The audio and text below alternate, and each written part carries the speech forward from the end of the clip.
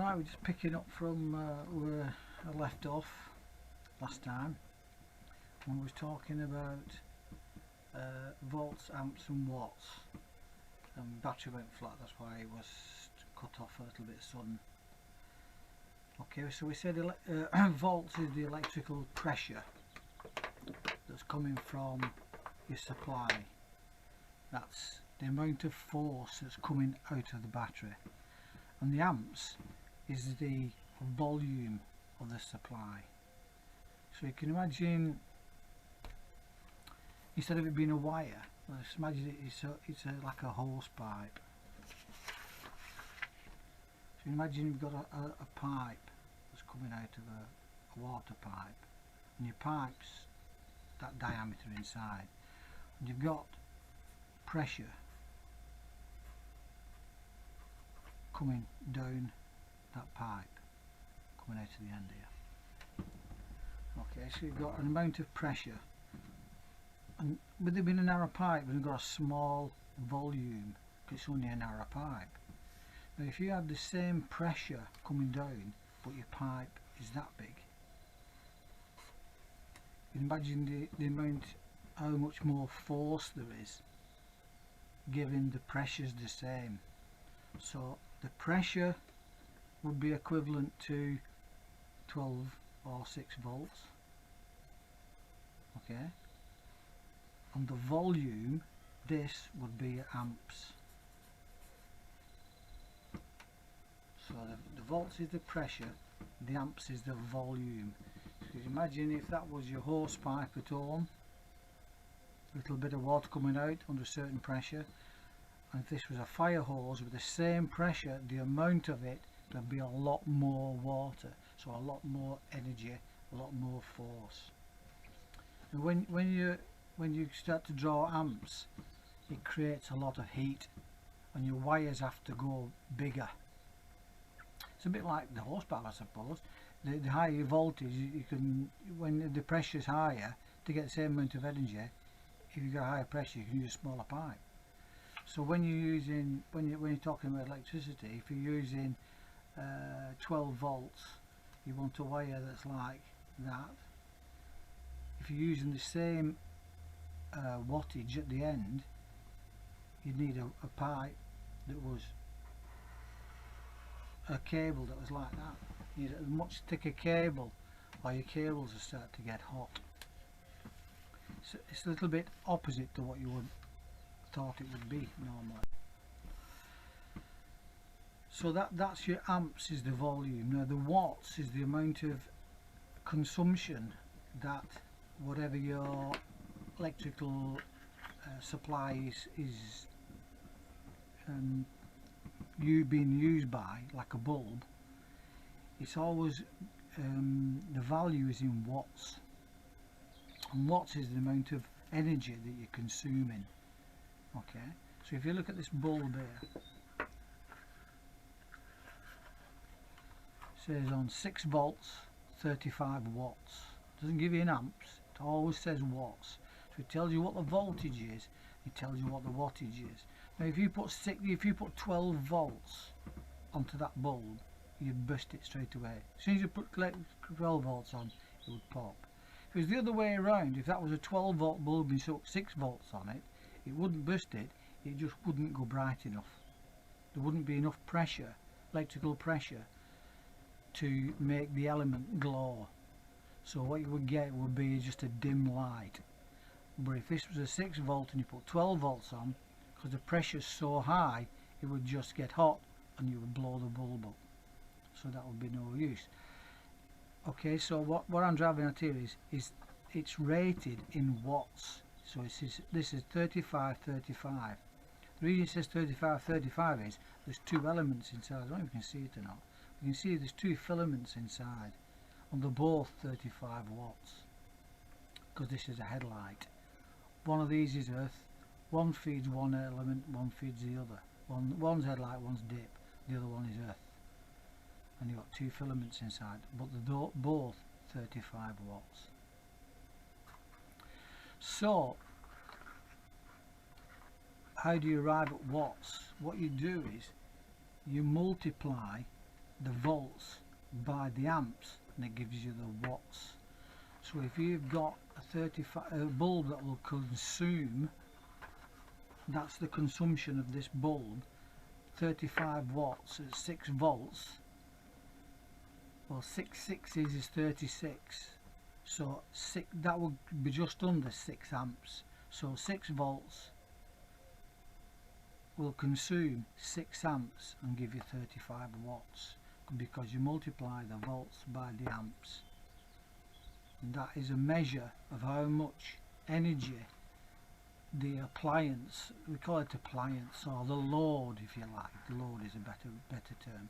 This is the load on the circuit. How much load there is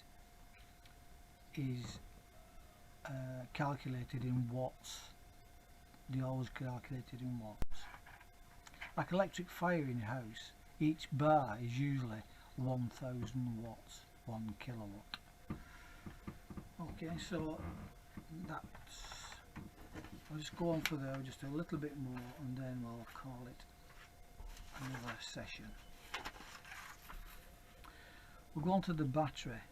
Now the battery is a battery, and it is basically.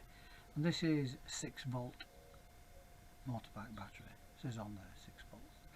This is off my little motorbike in there. Now that battery is made up of 3 cells. It's not one lump. In actual fact, this battery is broken up inside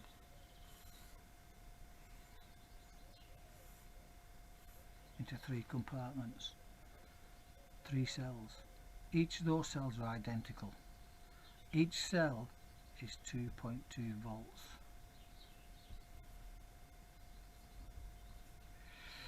And this is a 6 volt battery. Now they're wired in series, so that cell is linked to that cell is linked to that cell.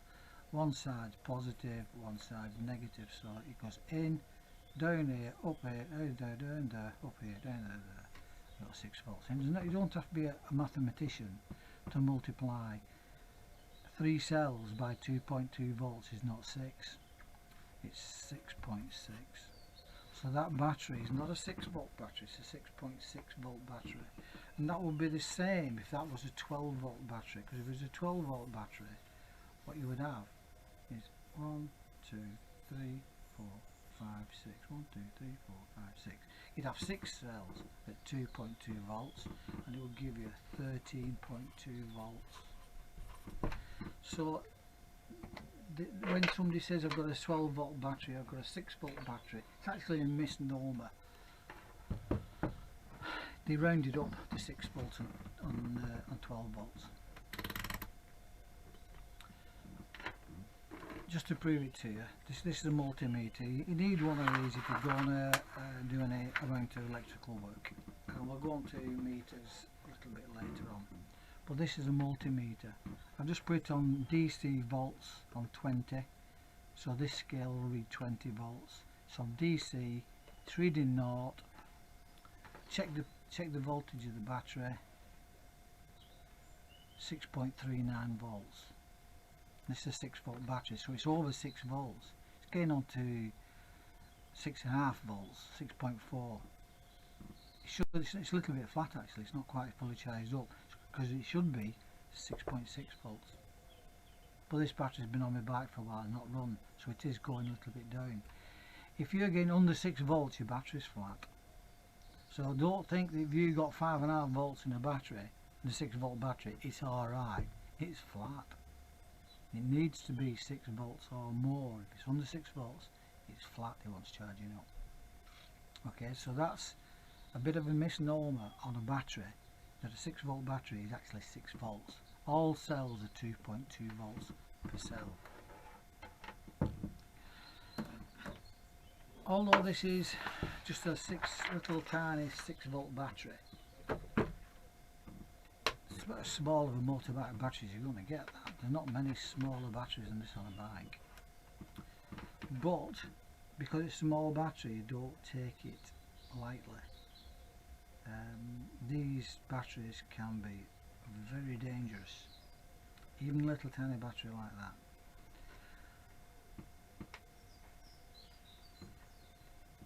What you never do, never ever do, is put anything metal across those two terminals.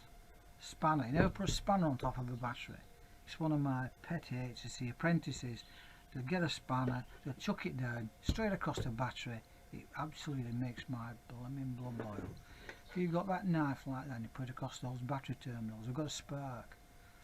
Not even got a spark, the energy that releases, because it's like a bucket, like a reservoir of energy.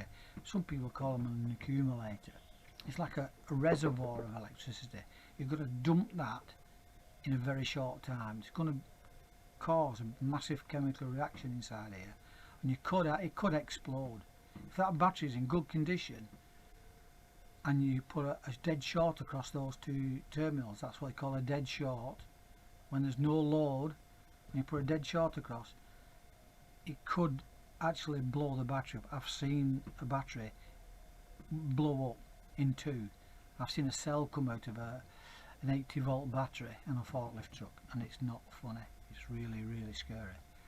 So you never put anything on top of a battery. Now you can put your fingers across it. You're not going to hear a shock of a 6 volt battery or a 12 volt battery, because the resistance in your body won't allow the energy to be dumped.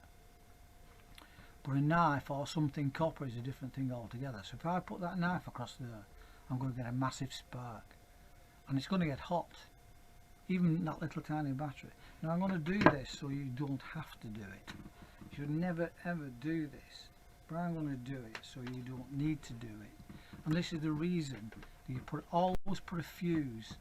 Even if you haven't got a fuse, you've got an old bike and it's not got a fuse in, the first thing I would do is put a fuse in, because all the fires start because of fuses. 99% of fires are caused because you've got a dead short on the electrical system and you haven't got a fuse. Now this is a fairly thick piece of cable of some other, and I've stripped the ends off. I've got a nice good thick bit of copper there, and I've got a nice big thick copper there, and I've pulled a little tiny couple of strands out like that. Okay, now that's going to act as a fuse, and I'm going to dead short this piece of wire across that battery, and it's going to blow that, it's going to melt that. The heat is going to melt that in a very, very short time, and that's what causes a fire. If you haven't got something that'll melt and burst and cut your circuit, you're relying on something that thick melting. Before that'll melt and burst, it'll melt the insulation, set the insulation on fire. Any oil, any petrol, anything around here that's dirt or anything is on fire. You've got an explosion on your hands, you've got a fire on your hands. So I'm going to do this now. You don't do this. I'm doing it so you don't need to do it. I'm reasonably experienced in these sort of things. So just keep your hand, just keep your eye on that bit of wire there.